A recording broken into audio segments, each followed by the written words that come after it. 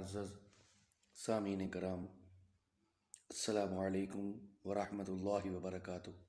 میں آج آپ کو اسماء الحسنہ کی فضیلت کے بارے میں آگاہ کروں گا۔ اللہ رب العزت نے قرآن مجید فرقان حمید میں فرمایا وَلِلَّهِ الْأَسْمَاءُ الْحُسْنَى فَادْعُوهُ بِهَا، بس یہ اسماء الحسنہ اللہ کے لیے ہیں اور یہ اللہ کے نام بہت خوبصورت ہیں، بس تم پکارا کرو انہی سے اللہ کو۔ بخاری اور مسلم شریف میں یہ روایت درج ہے، حضرت ابو ہریرہ رضی اللہ تعالی عنہ نے فرمایا، مدینے کے تاجدار خاتم النبیین رحمت للعالمین آقائے دو جہاں حضرت محمد مصطفیٰ صلی اللہ تعالی علیہ وسلم نے فرمایا، جو شخص اللہ رب العزت کے ناموں کو یاد کرتا ہے یا کرے گا، اللہ رب العزت اس کی تمام حاجات کو پورا فرمائے گا۔ اللہ نے وعدہ کر رکھا ہے کہ اس کے رزق میں برکت ہوگی، اس کی اولاد میں برکتیں ہوں گی، اس کے گھر میں برکت ہوگی، اور قیامت والے دن اس کا چہرہ 14ویں کے چاند کی طرح منور ہوگا۔ قبر کے سوال و جواب آسان ہوں گے، زندگی میں کسی قسم کی تکلیف نہ ہوگی، اس شخص کی دنیا میں ہر حاجت پوری ہوگی۔ آئیے ہم اب اسماء الحسنہ کی تلاوت کا شرف حاصل کرتے ہیں۔ بسم اللہ الرحمن الرحیم۔ هو اللہ الذی لا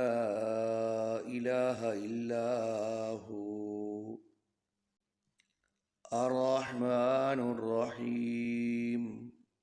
الملك القدوس السلام المؤمن المهيمن عزيز الجبار المتكبر خالق البارئ المصور الغفار القهار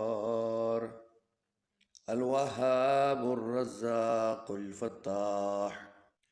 العليم القابض الباسط الخافض الرافع المعز المذل السميع البصير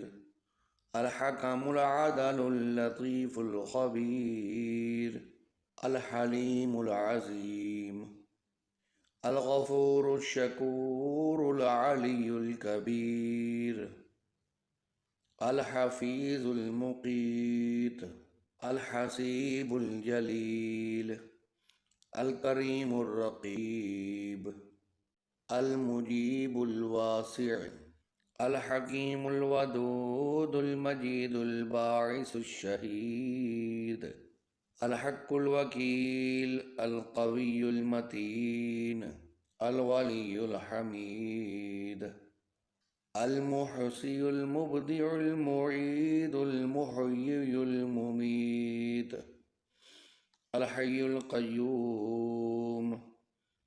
الحي القيوم الواجد الماجد الواحد الأحد القادر المقتدر المقدم المؤخر الأول الآخر